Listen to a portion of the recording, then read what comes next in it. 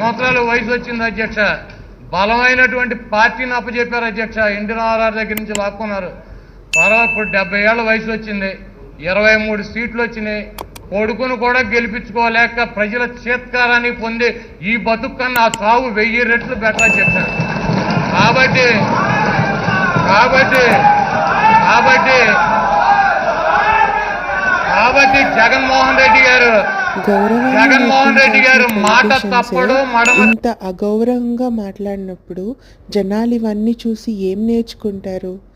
Politics దూషించడానికి, దుర్భాషలాడడానికి కాదు. Politics దేశాన్ని సరైన దారిలో నడిపించడానికి. దీనికి నరేంద్ర మోదీ గారే బెస్ట్ ఎగ్జాంపుల్. తను ఎప్పుడు మాట్లాడే భాష మనకి ఒక మంచి ఫీలింగ్ ఇస్తుంది, కానీ ఇది పొలిటిక్స్ ఎందుకు వచ్చాంరా, ఎందుకు చూస్తున్నామని ఫీలింగ్ ఇవ్వదు.